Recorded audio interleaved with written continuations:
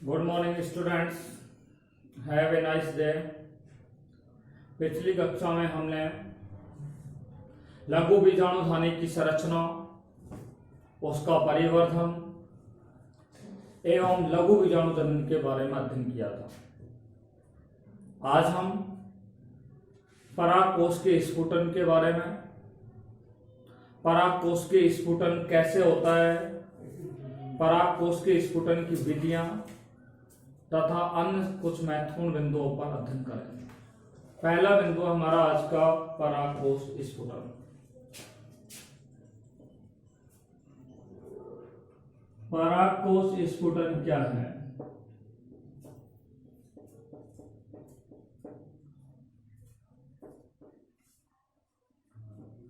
परागकोश स्फुटन क्या है, इस पर हम चर्चा करने जा रहे हैं।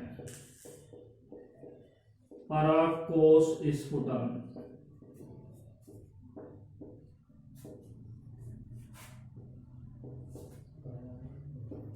इंग्लिश में बोलते हैं डेहिसेंस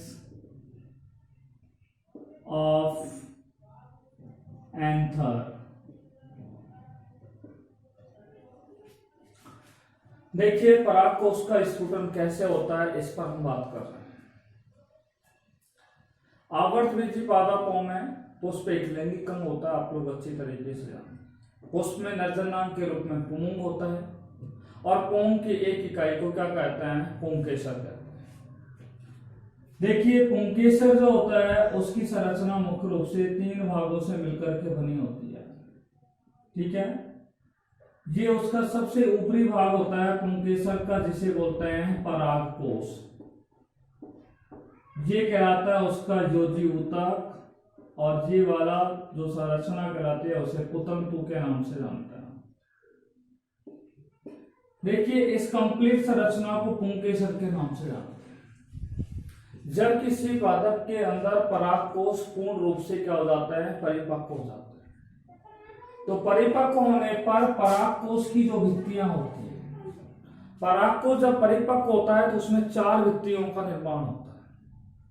बाह्य त्वचा, अंतःशिश्यम, मध्य परत एवं टैपिटम का क्या होता है? निर्माण होता है। ठीक है, तो परागकोश जब परिपक्व हो जाता है तो परागकोश की भित्तियां, जो मैंने अभी आपको 4 भित्तियों के नाम बताए, ये भित्तियां क्या हो जाती हैं? फट जाती हैं। और फट जाती है तो परागकोश में स्थित जो परागकण होते हैं वो परागकण परागकोश से क्या निकल जाते हैं? बाहर निकल जाते हैं, जिस क्रिया को परागकोश का स्फुटन कहते हैं। परागकोश के स्फुटन की परिभाषा क्या हुई कि परिपक्व परागकोश की भित्ति के, ये परिपक्व परागकोश है और इसकी ये भित्ति है, और इस भित्ति के यहां से फटने की क्रिया को क्या कहते हैं? परागकोश का स्फुटन कहते हैं। परिभाषा हुई कि परिपक्व परागकोश की भित्ति के फटने की क्रिया को परागकोश स्फुटन कहते हैं। देखिए, अब हम बात करते हैं परागकोश स्फुटन कैसे होता है। How to dehiscence of anther takes place. परागकोश का स्फुटन कैसे होता है, इस पर हम बात करते हैं। देखिए, हम आपको एक यहाँ पे डायग्राम बना के दिखा रहे हैं, देखिएगा।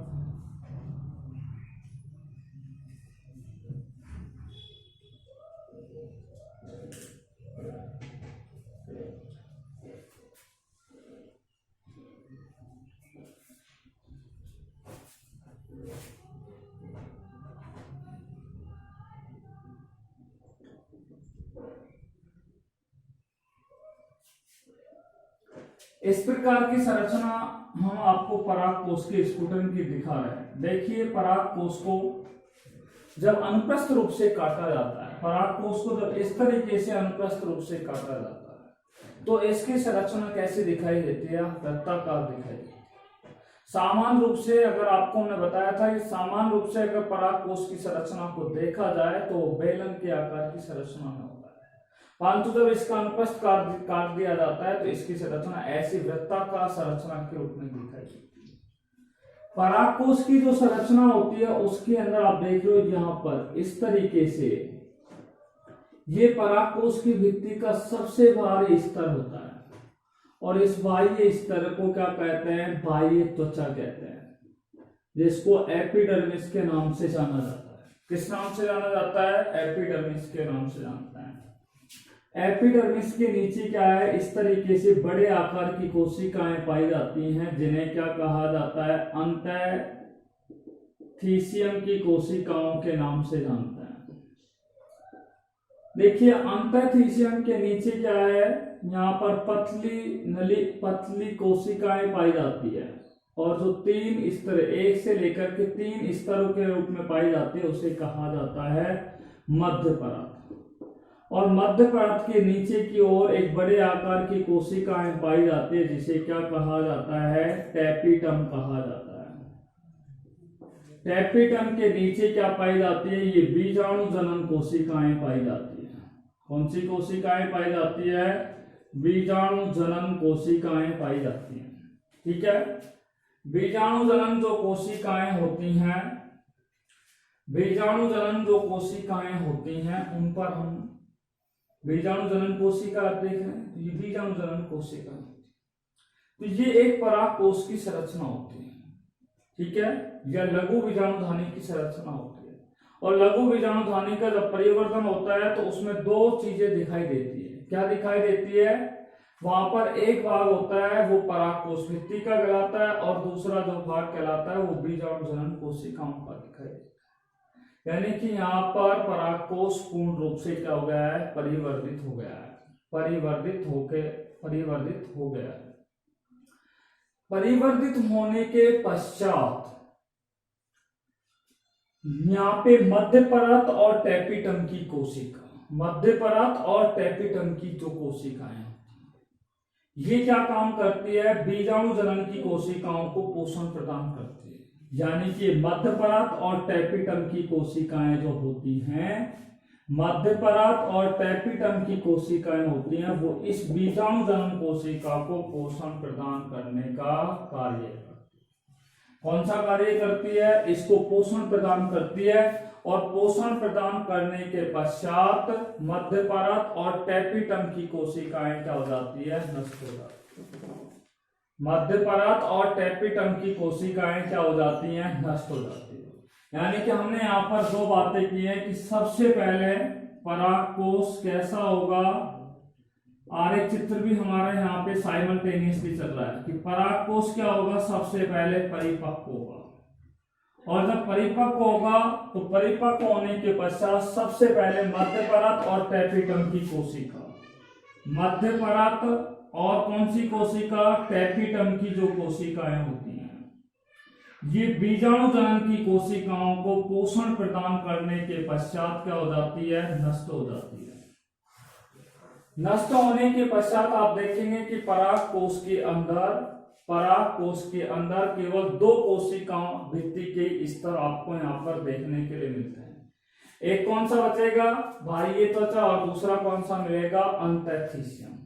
बाह्य त्वचा और एंथीसियम, ये 2 स्तर ही, 2 परतें ही, 2 भित्तियां ही यहाँ पर क्या रहती है? शेष रहती है। इस दौरान क्या होता है कि ये परागपुट इनमें पाए जाते हैं।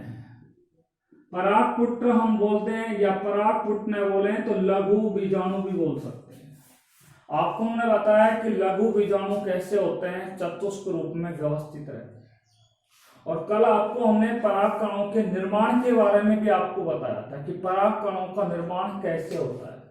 हमने आपको बताया था कि जो लघु बीजाणु होते हैं, ये लघु बीजाणुओं के मध्य में क्या पाई जाती है? एक पट्ट पाया जाता है। उस पट्ट को हम बोलते हैं, ध्यान से सुन लीजिए, या इन परागपुटों के मध्य में क्या पाया जाता है? एक पट्ट पाया जाता है। उस पट्ट का नाम हमने कल आपको बताया था कैलोज भित्ति। और इस कैलोज भित्ति का यहाँ पे अपघटन किसके द्वारा किया जाता है? टैपिटम की कोशिकाओं के द्वारा किया जाता है, जिससे ये लघु बीजाणु कैसे हो जाते हैं? एक दूसरे से क्या हो जाते हैं? स्वतंत्र हो जाते हैं। ठीक है, तो ऐसे ही यहाँ पर क्या है कि परागपुटों के मध्य में जो पट्ट होते हैं, ये पट्ट होते हैं, वो क्या हो जाते हैं? नष्ट हो जाते हैं। और परागपुटों के मध्य में जो पट्ट होते हैं वो जब नष्ट हो जाते हैं, तो नष्ट होने पर परागपुट जो होते हैं वो एक दूसरे के क्या होते हैं? संपर्क में आते हैं। परागपुट क्या होते हैं? एक दूसरे के संपर्क में आ जाते हैं। तत्पश्चात क्या होता है कि ये अंतैथीसियम, ठीक है। तो आपने देखा कि टेपिटम की कोशिकाएं जब नष्ट हो जाती है तो परागपुट जो होते हैं, ध्यान से सुन लीजिए, परागपुट जो होते हैं, मैंने आपको बोला कि परागपुटों के अंदर जो पट्ट होते हैं वो क्या हो जाते हैं, नष्ट हो जाते हैं, और परागपुट एक दूसरे के क्या आ जाते हैं, संपर्क में आ जाते हैं, एक दूसरे के पास में आ जाते हैं। तत्पश्चात अंतैथीसियम की जो कोशिकाएं होती हैं, उन अंतैथीसियम की कोशिकाओं के अंदर क्या भरा होता है, मैंने आपको बताया कि इसकी आंतरिक भित्ति के अंदर अल्फा सेलुलोज की पट्टियां पाई जाती हैं, अल्फा सेलुलोज की रेशेदार क्या पाई जाती हैं, पट्टियां पाई जाती हैं। अल्फा सेलुलोज की क्या पाई जाती है, रेशेदार क्या पाई जाती हैं, पट्टियां पाई जाती है। अल्फा सेलुलोज की जो रेशेदार पट्टियां होती हैं वो यहाँ पर क्या है, पाई जाती हैं। और आपको बता दें कि अल्फा सेलुलोज की रेशेदार पट्टियां कैसी होती हैं, आर्द्रता ग्राही होती हैं। आर्द्रता ग्राही होने के कारण यहां पर आपको बता दें अंतैथीसियम की जो कोशिकाएं होती हैं उनसे जल का धीरे धीरे क्या होने लगता है, ह्रास होने लगता है, यानी कि जल वहां से वाष्पित होने लगता है। जब जल यहां से वाष्पित होता है तो आपको बता दें कि परागकोश के अंदर ओष्ठ कोशिकाएं होती हैं। उन ओष्ठ कोशिकाओं के अंदर भीतर की ओर क्या लगने लगता है, दाब लगने लगता है। और जब उन पर दाब लगने लगता है, कौन सी कोशिकाओं में, ये ओष्ठ कोशिकाएं होती हैं। ओष्ठ कोशिका बोल दीजिए, ओष्ठ कोशिका न बोले तो इन्हें स्टोमियम सेल के नाम से भी जाना जाता है। स्टोमियम कोशिकाओं पर क्या लगता है, दाब लगता है। और स्टोमियम कोशिकाओं पर जब दाब लगता है तो दाब लगने पर ये ओष्ठ कोशिकाएं एक दूसरे से क्या हो जाती है, पृथक हो जाती है। अर्थात जब ओष्ठ कोशिकाएं एक दूसरे से जुड़ी होती हैं और जब दाब लगता है तो ये कोशिका एक दूसरे से अलग हो जाती है, अलग हो जाती हैं, तो यहाँ पे परागकोश की भित्तियां क्या हो जाती हैं, फट जाती हैं। और परागकोश में भरे हुए पराग कण होते हैं उनका प्रकीर्णन हो जाता है, अर्थात पराग कण क्या हो जाते हैं, बाहर निकल जाते हैं। इस तरीके से परागकोशों का क्या होता है, स्फुटन होता है। हम आपको इस आरेख चित्र के जरिए बता रहे थे कि परागकोश जब परिपक्व हो जाते हैं तो मध्य परत और टेपिटम की कोशिकाएं बीजाणुजनन कोशिकाओं को पोषण प्रदान करने के बाद नष्ट हो जाती है। तत्पश्चात परागपट्ट क्या हो जाते हैं, नष्ट हो जाते हैं। ये संक्षिप्त में आपको बता रहे हैं। परागपुट में जो पट्ट होते हैं वो नष्ट हो जाते हैं और नष्ट होने पर परागपुट एक दूसरे के पास में आ जाते हैं। इस दौरान अंतैथीसियम की जो कोशिकाएं होती हैं उनमें अल्फा सेलुलोज की पट्टियां पाई जाती है जो यू आकार की होती है और कुछ में गोलाकार के रूप में भी पाई जाती है, गोलाकार संरचना के रूप में भी पाई जाती है। तो ये अल्फा सेलुलोज होता है वो अंतैथीसियम की कोशिकाओं में आर्द्रता ग्राही के रूप में कार्य करती है, जिससे अंतैथीसियम की कोशिकाओं में जल का धीरे धीरे ह्रास होने लग जाता है। और जब यहाँ पे जल का ह्रास होने लग जाता है तो एंडोथीसियम की कोशिकाएं जो होती है वो भीतर की ओर क्या होने लग जाती है, सिकुड़ने लग जाती है। जब सिकुड़ने लगती है तो मैंने आपको बताया कि यहाँ पे ओष्ठ कोशिका, अंतैथीसियम की कोशिका क्या हो जाती है, सिकुड़ जाती है। और सिकुड़ने के पश्चात ओष्ठ कोशिकाएं जो होती हैं उन पर क्या लगने लग जाता है, दाब लगने लग जाता है। और ओष्ठ कोशिकाओं पर जब दाब लगने लग जाता है तो ओष्ठ कोशिका एक दूसरे से क्या हो जाती है, पृथक हो जाती है। ओष्ठ कोशिका एक दूसरे से पृथक हो जाती है और परागकोश क्या हो जाता है, फट जाता है।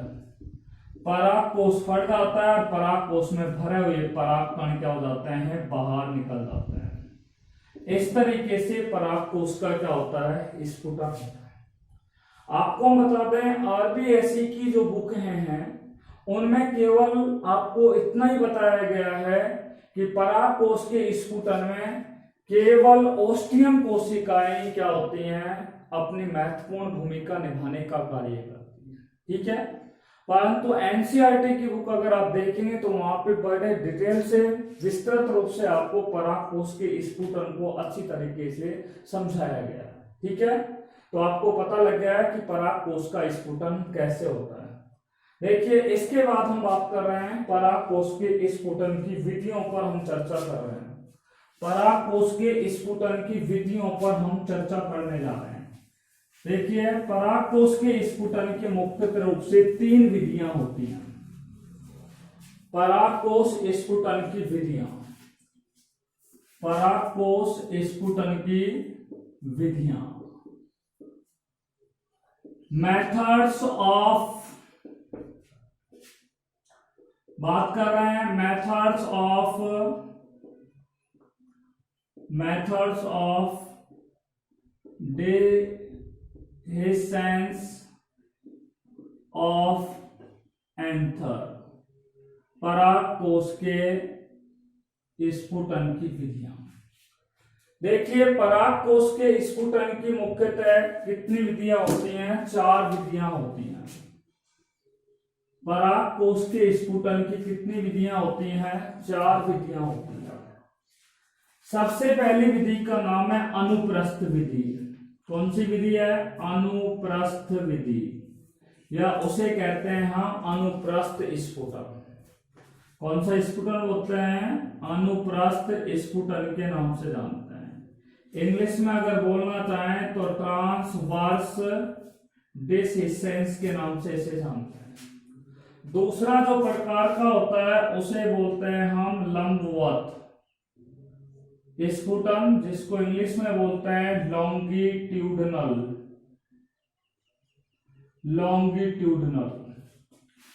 तीसरा जो प्रकार का होता है उसे कहा जाता है छिद्रमयी स्फुटन बोल सकते हैं, या छिद्रमयी स्फुटन नहीं बोले तो इसका दूसरा एक और नाम है संरंध्रे, जिसको इंग्लिश में बोलते हैं पोरस डिसहिसेंस के नाम से जानता है। और सबसे अंत में जो है जिसको बोलते हैं कपाटीय। कौन सा बोलते हैं? कपाटीय स्फुटन। तो चौथे प्रकार का है जिसे बोलते हैं कपाटीय स्फुटन, जिसको बोलते हैं वाल्वुलर डिसहिसेंस। देखिए, कपाटीय स्फुटन। इस तरीके से परागकोश के स्फुटन की कितनी विधियां हैं? 4 विधियां हैं। अनुप्रस्थ, लंबवत, छिद्रमयी और कपाटीय स्फुटन। आइए अब हम सबसे पहले बात करते हैं अनुप्रस्थ स्फुटन पर। देखिए, अनुप्रस्थ स्फुटन किस प्रकार का होता है? आपको एक एग्जांपल दे रहे हैं। तुलसी, जिसका वानस्पतिक नाम होता है ओसीमम सेकेंटम। क्या नाम होता है? तुलसी का वानस्पतिक नाम होता है ओसीमम सेकेंटम के नाम से उसे जानता है। ओसीमम सेकेंटम किसका वानस्पतिक नाम होता है? तुलसी का वानस्पतिक नाम होता है। देखिए बच्चों, तुलसी का जो परागकोश होता है, ये तुलसी का परागकोश होता है, ठीक है। और इस तुलसी का जो परागकोश होता है उसमें ये पालियां होती हैं, और इन पालियों के में इस तरीके से अनुप्रस्थ रूप में क्या होता है? स्फुटन होता है। और जब अनुप्रस्थ रूप में स्फुटन होता है तो यहां से क्या निकलने लगते हैं? परागकण निकलने लगते हैं। जहां से स्फुटन होता है वहां से क्या निकलने लगते हैं? परागकण निकलते हैं। इस प्रकार के स्फुटन को अनुप्रस्थ स्फुटन कहते हैं। कौन सा स्फुटन कहते हैं? अनुप्रस्थ स्फुटन कहते हैं। देखिए, अनुप्रस्थ स्फुटन की परिभाषा क्या हुई, ध्यान से समझिए कि इस प्रकार का स्फुटन, किस प्रकार का स्फुटन? इस प्रकार का स्फुटन, इस प्रकार के स्फुटन में परागकोश की पालियों में, कौन सी पालियों में? परागकोश की पालियों में, परागकोश के अनुप्रस्थ, परागकोश की पालियों में, ये परागकोश की पालियां हैं, और परागकोश की पालियों के,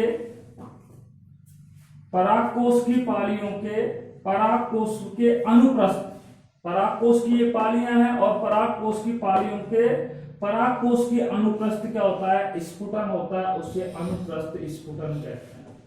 अर्थात ऐसा स्फुटन जिसमें परागकोश की पालियों के अनुप्रस्थ क्या होता है? स्फुटन होता है। ये परागकोश की पालियां हैं और परागकोश की पालियों का स्फुटन किसके होता है? परागकोश के अनुप्रस्थ होता है। ये परागकोश है और परागकोश के अनुप्रस्थ हो तो उसे अनुप्रस्थ स्फुटन कहते हैं।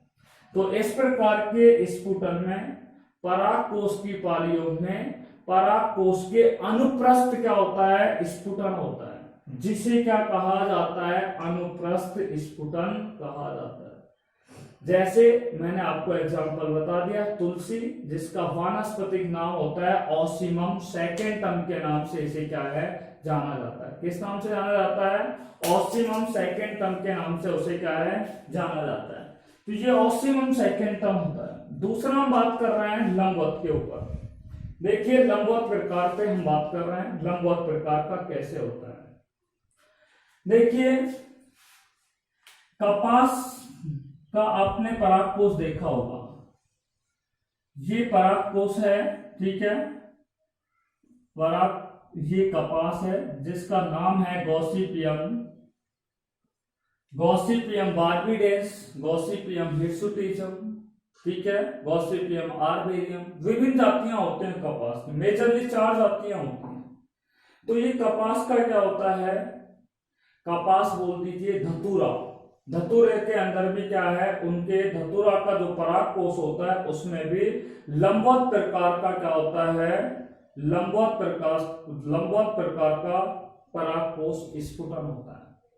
आपको हम बता रहे हैं कि इस प्रकार के स्फुटन में क्या होता है कि ये परागकोश की पालियां हैं और परागकोश की पालियों के इस तरीके से लंबवत रूप में, कैसे रूप में? इस प्रकार से लंबवत रूप में। या लंबवत न बोले तो ऊर्ध्व स्थिति में क्या होता है? परागकोशों का स्फुटन होता है। ये ऊर्ध्व स्थिति, ऊर्ध्व का मतलब सीधी रेखा के रूप में या ऊर्ध्व स्थिति के रूप में क्या होता है? उनका स्फुटन होता है, उसे लंबवत स्फुटन कहते हैं। परिभाषा क्या हुई कि इस प्रकार के स्फुटन में परागकोश के लंबवत, परागकोश के कैसे हैं? ये लंबवत है। देखिए परागकोश के लंबवत, ठीक है। इस प्रकार का, दोबारा ध्यान से सुन लीजिए, इस प्रकार के स्फुटन में परागकोश की पालियों के लंबवत, ठीक है, परागकोश की पालियों के लंबवत या ऊर्ध्व स्थिति में क्या होता है? स्फुटन होता है। परागकोश की पालियों के या तो लंबवत होगा या फिर कैसा होगा? ऊर्ध्व स्थिति में होगा, उसे क्या कहा जाएगा? लंबवत स्फुटन कहते हैं। क्या कहते हैं? लंबवत स्फुटन कहते हैं। और लंबवत स्फुटन किसमें पाया जाता है?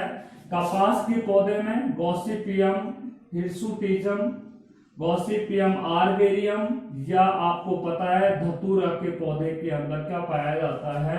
लंबवत स्फुटन पाया जाता है। कहां पे पाया जाता है? परागकोश में। देखिए अब बात करते हैं छिद्रमयी या सरंध्री। देखिए ये किस में पाया जाता है? आपने एक पौधे का नाम सुना होगा मकोई, और मकोई का जो परागकोश होता है जिसको बोलते हैं मकोई का वानस्पतिक जो नाम होता है वो है सोलेनम नाइग्रम। मकोई का वानस्पतिक नाम क्या है? सोलेनम नाइग्रम होता है। और मकोई का जो पादप होता है उसका जो परागकोश होता है, ठीक है, मकोई का जो पौधा होता है उसका जो परागकोश होता है, देखिए तो ये उसका परागकोश होता है। और इस परागकोश का, ये परागकोश की क्या है? पालियां हैं। और इस पालियों का ये शीर्ष भाग होता है। इस शीर्ष वाले भाग में एक छिद्र बन सकता है या 2 छिद्र भी हो सकते हैं। 1 या 2 छिद्र नुमा संरचनाओं का निर्माण होता है, ठीक है। और ये 1 और 2 छिद्र नुमा संरचनाओं के द्वारा ही क्या होता है? यहां से परागकोश में भरे हुए परागकण क्या होते हैं? बाहर निकल जाते हैं। और इस प्रकार का स्फुटन क्या कहलाएगा? छिद्रमयी या उसे सरंध्री स्फुटन कहते हैं। परिभाषा क्या हुई कि इस प्रकार का स्फुटन जिसमें परागकोश की पालियों के शीर्ष भाग पर 1 या 2 क्या बनते हैं? छिद्रनुमा संरचनाएं बनती हैं, जिन्हें छिद्रमयी या उन्हें सरंध्री स्फुटन कहा जाता है। और सरंध्री स्फुटन किसमें पाया जाता है? आपको पता है मकोई के पादप में पाया जाता है। मकोई का वानस्पतिक नाम मैंने आपको बताया था सोलेनम नाइग्रम। देखिए छिद्र नहीं के बाद आता है आपका चौथे प्रकार का स्फुटन पे बात कर रहे हैं, जिसको बोलते हैं कपाटीय स्फुटन। देखिए कपाटीय स्फुटन जो होता है वो किस प्रकार का होता है, इस पर हम बात कर रहे हैं। देखिए इसका हम पहले डायग्राम बना के दिखा रहे हैं कि ये कपाटीय प्रकार का क्या है, ये कपाटीय प्रकार का स्फुटन पर हम चर्चा करने जा रहे हैं।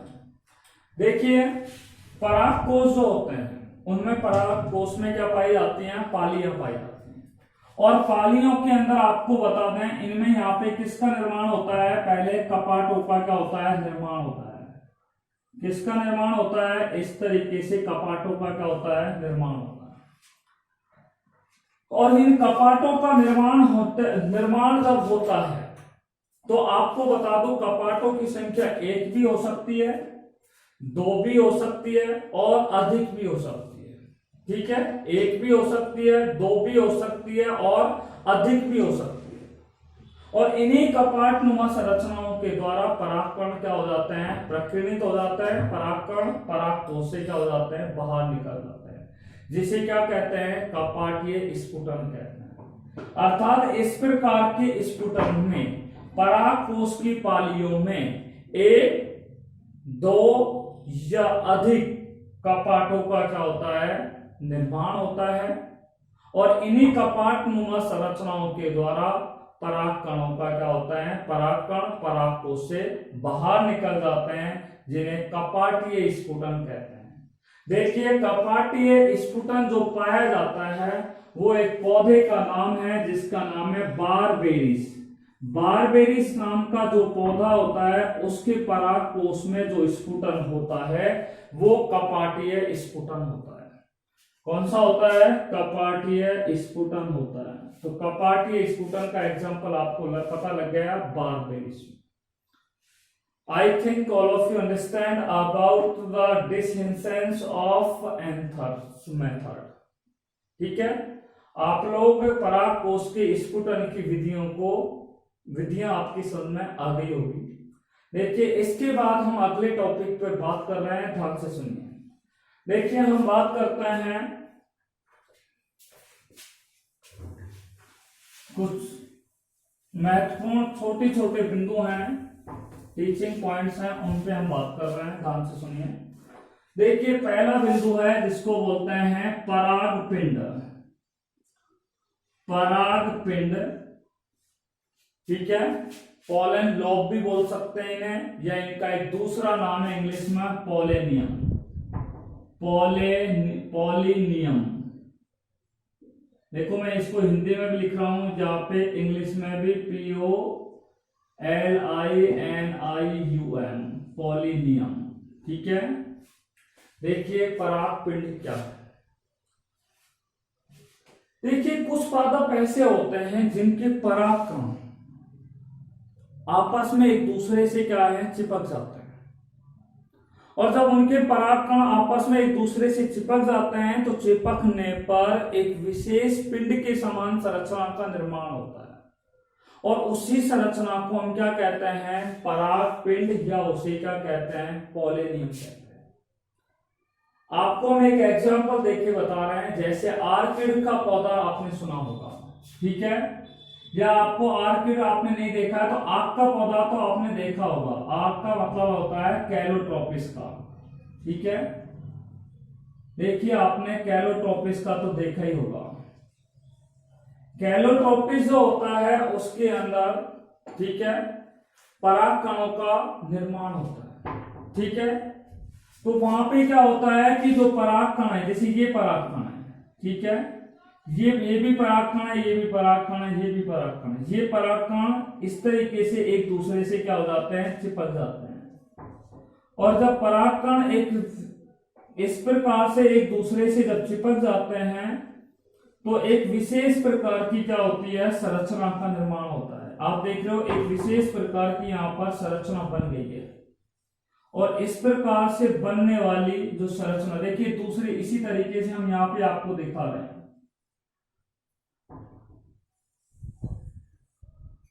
इस तरीके से ये परागकण है और ये परागकण दूसरे परागकणों से क्या हो रहे हैं, चिपक रहे हैं, ठीक है। इस तरीके से परागकण एक दूसरे से क्या है, चिपक रहे हैं, और चिपकने पर एक विशेष प्रकार की क्या बन रही है, यहाँ पे संरचना बन जाती है। और ये विशेष प्रकार की जो संरचना बनती है, इन्हीं संरचनाओं को क्या कहा जाता है, परागपिंड कहा जाता है। तो ये तो परागकण है, और परागकण एक दूसरे से क्या है, चिपके हुए हैं। इस प्रकार के परागकण या तो आक के पौधे में पाए जाते हैं या कुछ आर्किड्स होते हैं, उन आर्किड्स के पादपों में इस प्रकार के परागकण पाए जाते हैं, और उन परागकणों के आपस में चिपकने से एक पिंडनुमा संरचना का निर्माण होता है, जिस संरचना को परागपिंड या पॉलिनियम कहते हैं। हम आपको इसकी परिभाषा देके बता रहे हैं। अर्थात कुछ पादपों में परागकण एक दूसरे से क्या हो जाते हैं, चिपक करके एक विशेष प्रकार की संरचना का निर्माण करते हैं, या एक विशिष्ट प्रकार की संरचना का निर्माण करते हैं, उसे परागपिंड या उसे पॉलिनियम कहा जाता है। परागपिंड या क्या कहा जाता है, पॉलिनियम कहा जाता है। देखिए, पॉलिनियम के बाद हम दूसरे बिंदु पर बात कर रहे हैं, और वो है हमारी, ध्यान से सुनना, संयुक्त परागण पर हम बात कर रहे हैं। किस पर बात कर रहे हैं, संयुक्त परागण पर। संयुक्त परागण, परागकण, कंपाउंड पोलन ग्रेन के नाम से इसे जानते हैं। कंपाउंड पोलन ग्रेन क्या है, इसको समझाने का हम आपको प्रयास कर रहे हैं। देखिए कुछ पादप ऐसे होते हैं, ठीक है, जिनके परागकण, ठीक है, आपको मैंने बताया कि ज्यादातर लघु बीजाणु चतुष्क अवस्था में व्यवस्थित रहते हैं, और कुछ पादपों के जो लघु बीजाणु होते हैं, अनेक लघु बीजाणु, ठीक है, वो अनेक लघु बीजाणु या परागकण जो होते हैं, वो चतुष्क अवस्था में एक दूसरे से क्या हो जाते हैं, जुड़ जाते हैं। दोबारा सुन लीजिए, कुछ पादपों में अनेक परागकण चतुष्क या लघु बीजाणु चतुष्क आपस में एक दूसरे से क्या हो जाते हैं, जुड़ जाते हैं, ठीक है। तो इस प्रकार की संरचना को क्या कहा जाता है, संयुक्त परागकण कहा जाता है। क्या कहा जाता है, संयुक्त परागकण कहा जाता है। मैं आपको दो एग्जांपल दे रहा हूं, एक होता है ड्रासेरा का पौधा और एक होता है टाइफा का। देखिए, मैं आपको टाइफा एक पौधा होता है, उसके अंदर संयुक्त परागण आपको हम यहाँ पे दिखा रहे हैं। इस तरीके से उनके अंदर क्या पाया जाता है,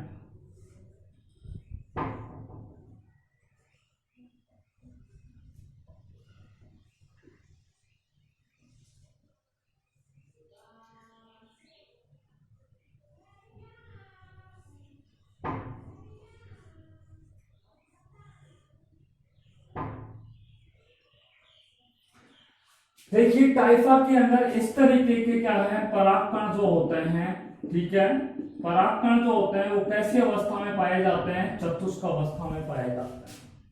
और इनके जो अनेक परागकण हैं, अनेक परागकण जो होते हैं, वो चतुष्क अवस्था में परस्पर एक दूसरे से क्या हो जाते हैं, जुड़ जाते हैं, जिसे संयुक्त परागण कहते हैं।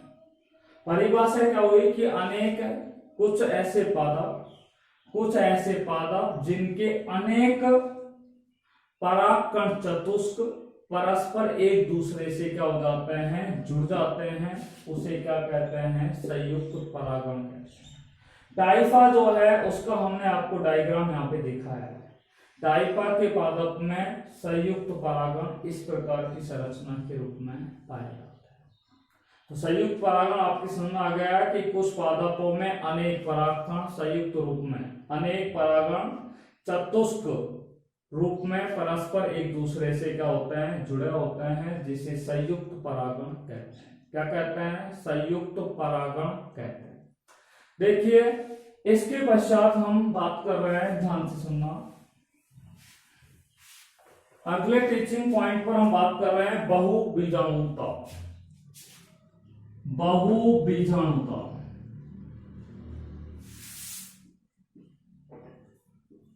देखिए इंग्लिश में बोलते हैं पॉलीस्पोरी, पॉलीस्पोरी बहुबीजाणु। देखिए बहुबीजाणुता को हम आपको समझाने का प्रयास करते हैं। देखिए आपको हमने बताया कि लघु बीजाणु जो होते हैं, ये लघु बीजाणु, और ये लघु बीजाणु किस रूप में पाए जाते हैं? चतुष्क रूप में पाए जाते हैं। किस रूप में पाए जाते हैं? चतुष्क रूप में पाए जाते हैं। ठीक है। यदि एक चतुष्क में 4 से अधिक लघु बीजाणु पाए जाए, एक चतुष्क में, ये एक चतुष्क है और इस एक चतुष्क में 4 लघु बीजाणु पाए जाते हैं। भाई मैंने आपको बताया, ये मैंने आपको बताया चतुष्फलकीय। आपको हमने कल बताया था किसके बारे में? आपको हमने कल बताया था कि जो आवर्तबीजी पादप होते हैं, खासतौर से द्विबीजपत्री पादप होते हैं, उन द्विबीजपत्री पादपों में लघु बीजाणु किस अवस्था में पाए जाते हैं? चतुष्क अवस्था में पाए जाते हैं, या चतुष्क रूप में क्या होते हैं? व्यवस्थित रहते हैं। जब ये व्यवस्थित रहते हैं तो यहां पर एक लघु बीजाणु के अंदर, ठीक है, या कितने लघु, यानी कि एक चतुष्क के अंदर कितने लघु बीजाणु पाए जाते हैं? 4 पाए जाते हैं। और आपको हमने ये परिभाषा दी कि एक ऐसा बीजाणु जिसे एक ओर से देखने पर 3 लघु बीजाणु तो दिखाई देते हैं, परंतु चौथा लघु बीजाणु उसके कहां होता है? पीछे की ओर स्थित। चौथा लघु बीजाणु कहां पर स्थित होता है? पीछे की ओर। तो यहाँ पे आपने देखा कि एक लघु बीजाणु में, लघु बीजाणु कैसा होता है? चतुष्क। चतुष्क का मतलब उसमें 4 लघु बीजाणु होते हैं। ठीक है। और ये 4 लघु बीजाणु से यदि अधिक क्या हो? लघु बीजाणु हो। 4 है यहाँ पे, 1 2 3 और चौथा इसके पीछे, और 4 से भी यदि अधिक हो लघु बीजाणु तो उसे क्या कहा जाता है? बहुबीजाणु। बहु का मतलब बहुत सारे, बीजाणुता का अर्थ होता है लघु बीजाणु। ठीक है। यदि लघु बीजाणु अधिक हो तो वो बहुबीजाणुता कहलाते हैं, नाम से भी स्पष्ट है। पॉली का अर्थ होता है मैनी, स्पोरी का अर्थ होता है spore. Such type of plant in which more spore is found, that is known as polyspory, spory। अर्थात ऐसे पादप, ध्यान से सुन लीजिए, यदि एक चतुष्क में, यदि ये एक चतुष्क है, ये क्या है? एक चतुष्क। मैंने आपको बताया लघु बीजाणु चतुष्क अवस्था में पाए जाते हैं, और ये एक चतुष्क है, और इस एक चतुष्क में 4 लघु बीजाणु हैं। मैंने बताया 3 तो है, चौथा पीछे की ओर है। तो इनमें से 4 लघु बीजाणुओं से क्या हो? अधिक लघु बीजाणु उपस्थित हो तो उसे क्या कहा जाता है? बहुबीजाणुता कहते हैं। बहुबीजाणुता की परिभाषा क्या हुई? यदि एक चतुष्क में 4 से अधिक लघु बीजाणु उपस्थित हो तो उसे क्या कहा जाता है? बहुबीजाणुता कहा जाता है। क्या कहा जाता है? बहुबीजाणुता कहा जाता है। नेक्स्ट टॉपिक पर हम चर्चा करेंगे नर युग्मकोद्भिद। नर युग्मकोद्भिद क्या है? नर युग्मकोद्भिद क्या है? मेल गैमेटोफाइट,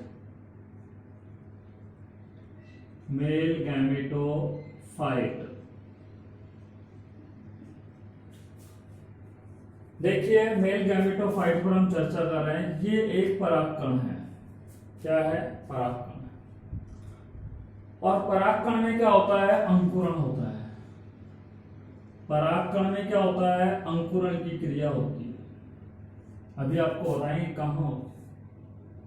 और परागकण में जब अंकुरण की क्रिया हो जाती है तो उसे क्या कहते हैं? नर युग्मकोद्भिद कहते हैं। क्या कहते हैं? नर युग्मकोद्भिद कहते हैं। ठीक है। देखिए आपको हम इस तरीके से दिखा रहे हैं, ये एक मादा जनांग है। ठीक है। पुष्प जो होते हैं वो मोस्टली द्विलिंगी होते हैं। नर जनांग और मादा जनांग एक ही पुष्प में विद्यमान है। जब परागकोश पूर्ण रूप से विकसित हो जाते हैं तो परागकोश से परागकोश का स्फुटन होता है। स्फुटन होने पर परागकण बाहर निकलते हैं और ये परागकण कहां पे पहुंच जाते हैं? जायांग की वर्तिकाग्र पर पहुंच जाते हैं। ये परागकण वर्तिकाग्र पर जल और शर्करा का अवशोषण करते हैं। तत्पश्चात इन परागकणों में क्या होता है? अंकुरण होता है। ठीक है। तो हमने बोला, क्या बोला कि अंकुरित परागकणों को, ये अंकुरित परागकणों को ही क्या कहा जाता है, नर युग्मकोद्भिद कहते हैं। अंकुरित परागकणों को ही क्या कहा जाता है, नर युग्मकोद्भिद कहा जाता है। तो ये परागकण है, इसमें ये अंकुरण हुआ, इसमें ये पराग नलिका निकलाई, ठीक है, तो इसे क्या कहा जाएगा, नर युग्मकोद्भिद कहलाता है। तो अंकुरित परागकणों को नर युग्मकोद्भिद कहा जाता है। देखिए ये नर युग्मकोद्भिद का जो विकास होता है, परिवर्धन होता है, डेवलपमेंट होता है, वो किससे होता है, परागकण से होता है, पराग कणों से होता है, ठीक है। नर युग्मकोद्भिद का आपसे पूछा जाए कि नर युग्मकोद्भिद का विकास किससे होता है, परिवर्धन किससे होता है, तो पराग कणों से होता है। पराग कण को हम लघु बीजाणु भी कहते हैं, इसलिए परागकण जो होते हैं वो युग्मकोद्भिद पीढ़ी की प्रथम कोशिका होती है। Pollen grain is the first cell of gametophyte. Pollen grain is the first cell of gametophyte. परागकण जो होते हैं वो युग्मकोद्भिद पीढ़ी की प्रथम कोशिका होती है। देखिए लघु बीजाणु या परागकण, लघु बीजाणु में क्या होता है, युग्मक जनन की क्रिया होती है। लघु बीजाणु में कौन सी क्रिया होती है, युग्मक जनन की क्रिया होती है। लघु बीजाणु में जब युग्मक जनन की क्रिया होती है तो नर युग्मकोद्भिद का निर्माण होता है। किसका निर्माण होता है, नर युग्मकोद्भिद का निर्माण होता है, नर युग्मकोद्भिद का निर्माण होता है। मैंने क्या बोला आपको कि जब लघु बीजाणु में युग्मक जनन की क्रिया होती है तो नर युग्मकोद्भिद का निर्माण होता है। देखिए नर युग्मकोद्भिद के निर्माण की इस प्रक्रिया में क्या होता है कि ये परागकण होता है, और ये परागकण का क्या है, केंद्रक है। परागकण के केंद्रक में क्या होता है, समसूत्री विभाजन होता है। किसमें होता है, इस परागकण के केंद्रक में, इसमें क्या होता है, समसूत्री विभाजन होता है। जब परागकण के केंद्रक में समसूत्री विभाजन होता है तो यहाँ पर कितनी कोशिकाओं का निर्माण होता है, 2 कोशिकाओं का निर्माण होता है। एक कोशिका जो होती है वो आकार में बड़ी होती है और दूसरी कोशिका कैसी हो जाती है, आकार में छोटी हो जाती है। ये जो बड़ी कोशिका बनती है इसे कायिक कोशिका कहते हैं, और ये जो आकार में छोटी कोशिका बनती है उसे जनन कोशिका कहते हैं। कौन सी कोशिका कहते हैं, जनन कोशिका कहते हैं। जनन कोशिका जो होती है उसका आकार कैसा होता है, देखिए लेंस के आकार की संरचना के रूप में होता है। देखिए लेंस की आकार की संरचना में होता है, इसलिए इसका आकार लेंटिकुलर प्रकार का होता है। लेंटिकुलर न बोले तो मसूराकार संरचना के रूप में जनन कोशिका का क्या होता है, आकार होता है, ठीक है। और इसी जनन कोशिका से किसका निर्माण होता है, नर युग्मक का निर्माण होता है। जनन कोशिका से किसका निर्माण होता है, नर युग्मकों का निर्माण होता है। और नर युग्मक कैसे होते हैं, अगुणित होते हैं। नर युग्मक कैसे होते हैं, अगुणित होते हैं। नर युग्मकोद्भिद क्या है तो आपको बता दिया हमने, अंकुरित परागकण को ही नर युग्मकोद्भिद कहते हैं। नर युग्मकोद्भिद का विकास आपको पता लग गया, परागकण से होता है, ठीक है। जब लघु बीजाणु में युग्मक जनन की क्रिया होती है तो नर युग्मकोद्भिद का निर्माण होता है। इस प्रक्रिया में जब परागकण के केंद्रक में समसूत्री विभाजन होता है तो 2 कोशिकाओं का निर्माण होता है। एक कोशिका आकार में बड़ी होती है जिसे कायिक कोशिका कहते हैं, और दूसरी कोशिका आकार में छोटी होती है उसे क्या कहा जाता है, जनन कोशिका कहा जाता है। और जनन कोशिकाओं से ही किसका निर्माण होता है, नर युग्मकों का निर्माण होता है। अब आपको हम बताएंगे कि नर युग्मकों का निर्माण कैसे होता है, नर युग्मकोद्भिद का परिवर्धन कैसे होता है, उस पर हम बाद में चर्चा करेंगे। इससे पहले हम आपको एक दूसरे टॉपिक पर चर्चा करने जा रहे हैं, और वो है हमारा परागकण की संरचना या लघु बीजाणु की संरचना, स्ट्रक्चर ऑफ पोलन ग्रेन।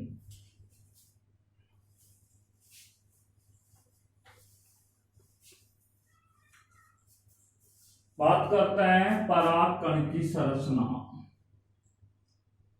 परागकण की संरचना, structure of pollen grain, structure of pollen grain या माइक्रोस्पोर। देखिए बच्चों, अब हम बात करेंगे परागकण की संरचना के बारे में। देखिए ये एक परागकण है, ठीक है, ये एक परागकण है और एक परागकण की संरचना आपको कैसी दिखाई दे रही है? गोलाकार संरचना के रूप में आपको दिखाई दे रही है। तो परागकण की जो संरचना होती है वो कैसी होती है? गोलाकार संरचना के रूप में होती है। कौन से रूप में होती है? गोलाकार संरचना के रूप में पाई जाती है, स्फेरिकल शेप में पाई जाती है, मोस्टली स्फेरिकल में पाई जाती है। और कई पादप ऐसे होते हैं जिनके परागकणों की संरचना अलग भी होती है, ठीक है, परंतु ज्यादातर पादपों में, क्योंकि हम यहाँ पे आवर्त बीजी पादप पढ़ रहे हैं, और आवर्त बीजी पादपों में परागकण की संरचना मेजरली गोलाकार संरचना के रूप में पाई जाती है। आप देखेंगे कि प्रत्येक जो परागकण होता है उसकी संरचना आप देखेंगे कि ये एक कोशिका से बना होता है। कैसे बना होता है? एक कोशिका से बना होता है, यानी कि प्रत्येक परागकण एक कोशिकीय होता है, यूनिसेल्युलर होता है, यूनिसेल्युलर होता है, एक कोशिकीय होता है। साथ में आप देख रहे हो इस परागकण में कितना केंद्रक पाया गया है? एक केंद्रक पाया गया है। इसलिए ये कैसे होते हैं? एक केंद्रीय होते हैं, जिन्हें यूनिन्यूक्लिएट के नाम से जानते हैं। आपको बता दें इनमें गुणसूत्रों की संख्या कितनी होती है? अगुणित होती है। गुणसूत्रों की संख्या कैसी होती है? अगुणित होती है। अर्थात हम कह सकते हैं कि प्रत्येक परागकण जो होता है उसकी संरचना कैसी होती है? गोलाकार होती है। ये एक कोशिकीय, एक केंद्रीय और अगुणित गुणसूत्र वाले होते हैं, ठीक है। देखिए परागकण की जो संरचना होती है वो दो स्तरों से मिलकर के बनी होती है। कितने स्तरों से मिलकर के बनी होती है? दो स्तरों से मिलकर के बनी होती है। इसलिए हम कह सकते हैं कि परागकण की संरचना कैसी होती है? द्विस्तरीय होती है, डबल लेयर्ड होती है, डबल लेयर्ड होती है। डबल लेयर का मतलब दो स्तर परागकण की संरचना में पाए जाते हैं, ठीक है। अब वो कौन कौन से स्तर पाए जाते हैं? देखिए परागकण का जो सबसे भारी आवरण होता है, ठीक है, या सबसे भारी भित्ति होती है उसे, यानी कि सबसे बाह्य जो भित्ति होती है उसे बाह्य चोल कहते हैं। बाह्य भित्ति को क्या बोलते हैं? बाह्य चोल कहते हैं। और बाह्य भित्ति के अंदर की ओर, बाह्य भित्ति के अंदर की ओर जो आवरण पाया जाता है या जो स्तर पाया जाता है, जो भित्ति पाई जाती है, उसे आंतरिक भित्ति कहते हैं। और आंतरिक जो भित्ति होती है उसे क्या कहा जाता है? अंत्यचोल भी कहा जाता है। अर्थात हम कह सकते हैं, देखिए बाह्य चोल को इंग्लिश में एक्साइन बोलते हैं और अंत्यचोल को क्या बोलते हैं? इंटाइन कहते हैं। क्या बोलते हैं? इंटाइन। बात करते हैं बाह्य चोल के बारे में। देखिए परागकण, हम ये कह सकते हैं कि परागकण की जो संरचना होती है वो दो द्विस्तरीय होती है। बाह्य भित्ति को बाह्य चोल कहते हैं और आंतरिक भित्ति को अंतःचोल कहते हैं, ठीक है। हम आपको इसकी संरचना को डायग्राम के जरिए समझाने का प्रयास कर रहे हैं, ठीक है भैया।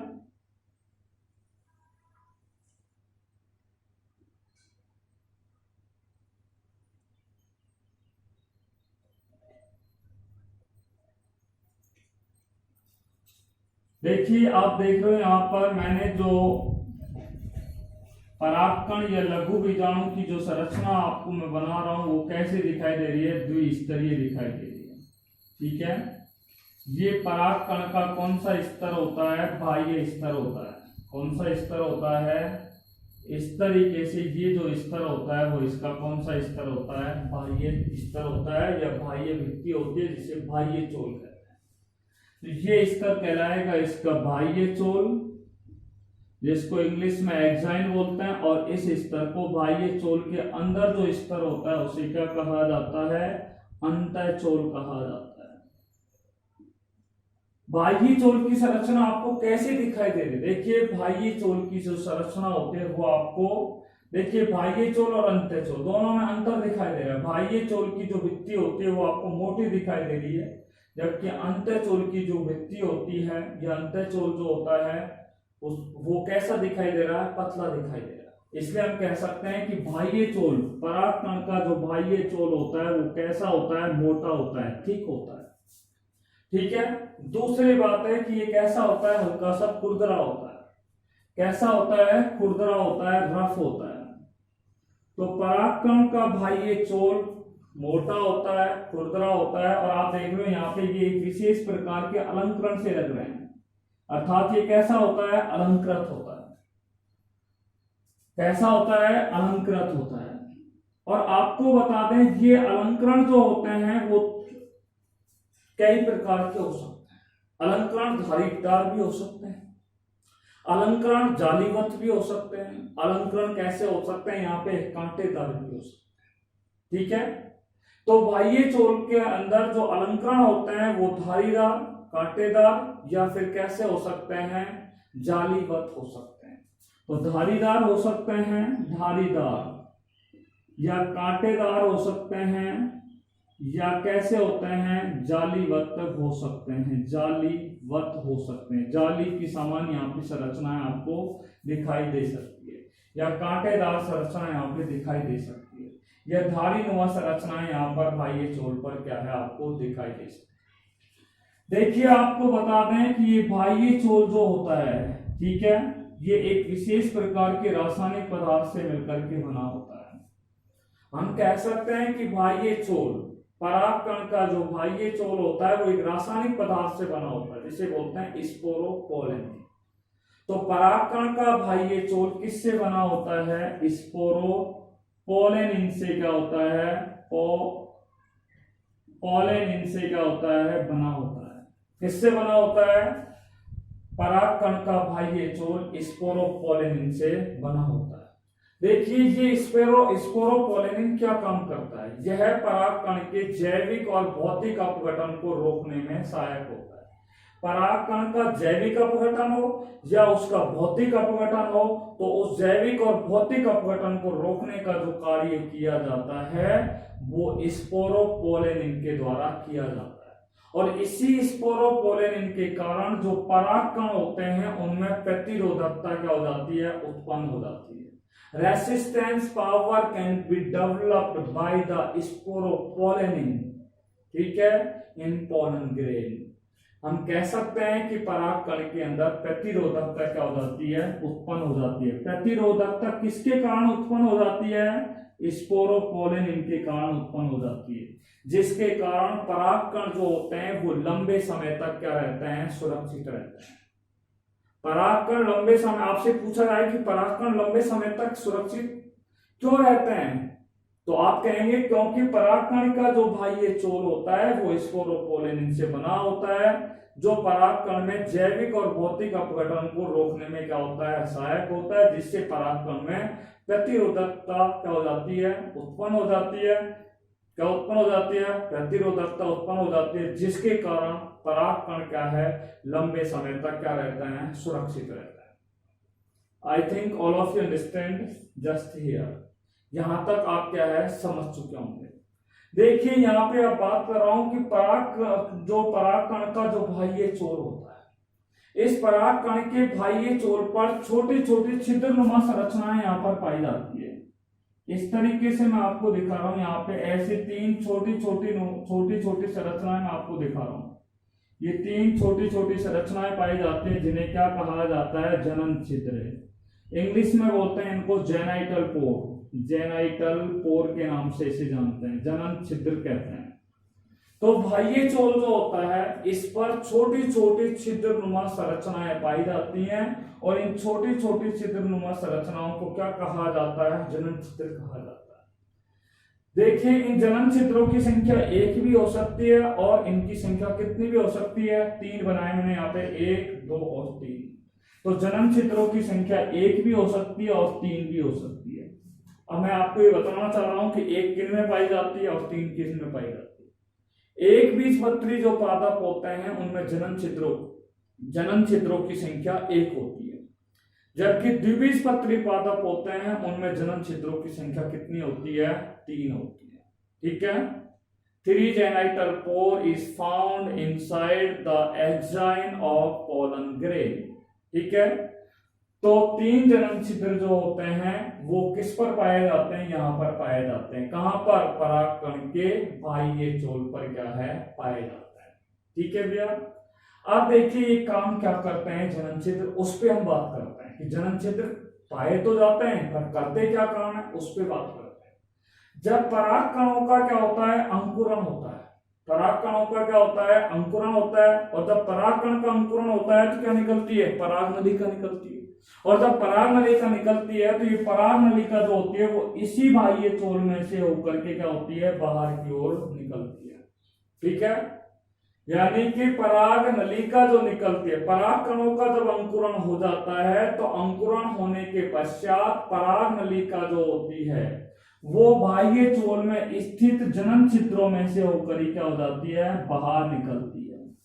ये इनका क्या होता है, मुख्य कार्य होता है। अब हम बात कर रहे हैं कुछ अन्य बातें, ध्यान से सुनना। टैपिटम की कोशिका आपने पढ़ी है और युग्मकोद्भिद। टैपिटम और युग्मकोद द्वारा, यानी कि युग्मकोद्भिद और टैपिटम की जो कोशिकाएं होती है उनके द्वारा प्रोटीन का क्या होता है, निर्माण होता है। ध्यान से सुन रहे हो मेरी बात को।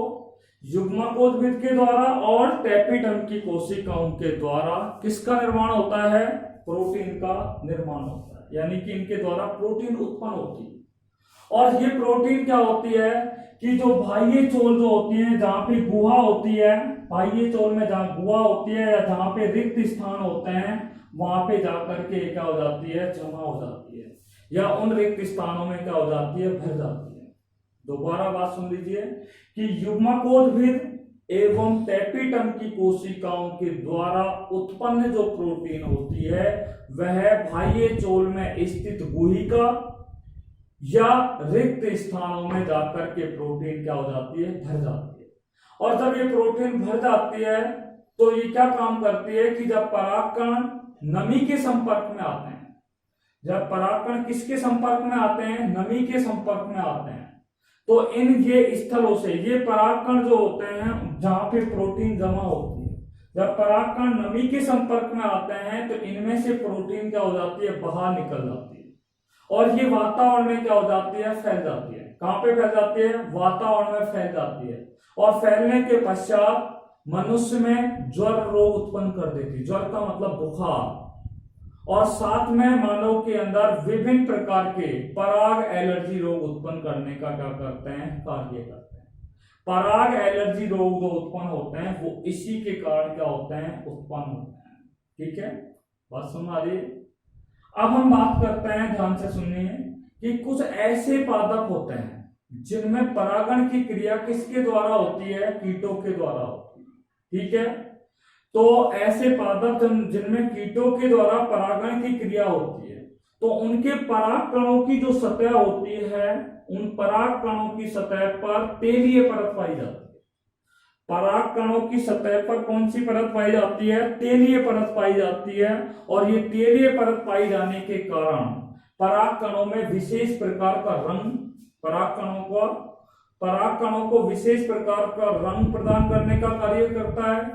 पराग कणों में विशेष प्रकार की गंध उत्पन्न करने का कार्य करता है और पराग कणों में चिपचिपाहट उत्पन्न करने का कार्य करता है, जिसे पोलन कीट कहा जाता है। मैंने आपको पोलन कीट पहले ही समझा दिया था और आपको मैंने बताया था कि पोलन कीट का जो निर्माण होता है, पोलन कीट का जो निर्माण होता है वो किससे होता है, बता सकते हो आप कोई भी, any student, can you tell me, क्या आप मुझे बता सकते हो कि पोलन कीट का निर्माण किससे होता है। आपको बता दें, पोलन कीट का जो निर्माण होता है वो स्रावी या ग्रंथिल टैपिटम के द्वारा होता है।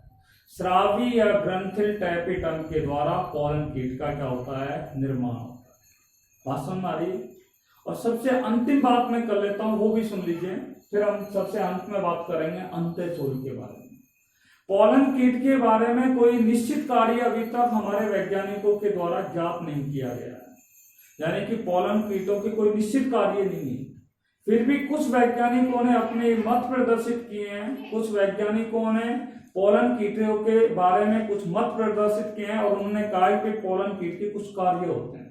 और उन वैज्ञानिकों ने पोलन कीट के मुख्यतः 3 कार्य बताए। उनमें सबसे पहले क्या है, इन्होंने बताया कि पोलन कीट जो होते हैं वो कीटों को अपनी ओर क्या करते हैं, आकर्षित करने में सहायक होते हैं।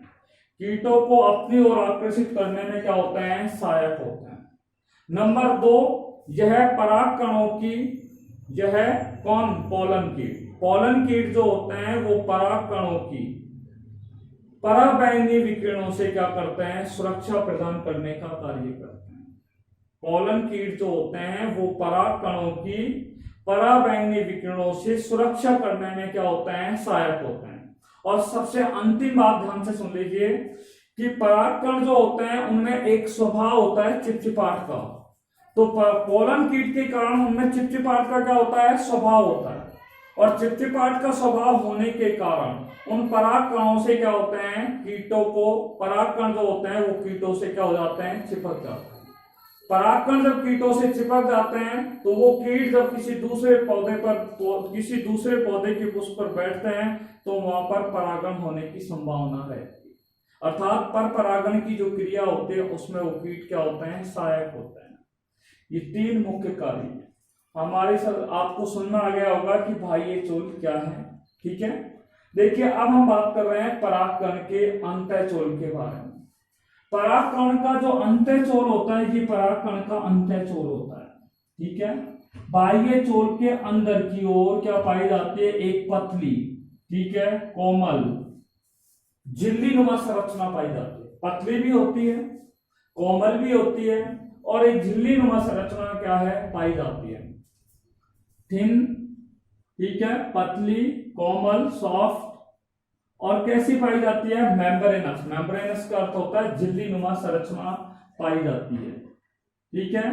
तो अंतःचोल जो होता है वो पतला होता है, कोमल होता है, और कैसा होता है, झिल्ली नुमा संरचना के रूप में पाया जाता है। ये अंतःचोल जो होता है वो पैक्टिन और सेलुलोज से मिलकर के क्या होता है, बना होता है। पैक्टिन से और सेलुलोज से बना होता है। आपसे पूछा जाए कि परागकण का अंतःचोल किससे बना होता है, तो पैक्टिन और सेलुलोज से। यदि आपसे पूछा जाए, ठीक है, शॉर्ट आंसर टाइप क्वेश्चनों के अंदर एक बार ये सवाल पूछा भी गया है सन 2018 एक बोर्ड एग्जाम के अंदर कि परागकण का बाह्य चोल किससे बना होता है, तो परागकण का बाह्य चोल किससे बना होता है, स्पोरोपोलिन से बना होता है। अंतःचोल किससे बना होता है, सेलुलोज और पैक्टिन से क्या होता है, बना होता है, ठीक है। सेलुलोज और किससे बना होता है, पैक्टिन से क्या होता है, बना होता है। ये क्या है कि इसके अंदर क्या है, इस अंतःचोल क्या काम करता है, अंतःचोल क्या काम करता है कि अंतःचोल इसके अंदर जो केंद्रक होता है उसको परिबद्ध रखने का कार्य करता है, ठीक है। इसके अंदर जो जीवद्रव भरा होता है उसको परिबद्ध रखने का कार्य करता है।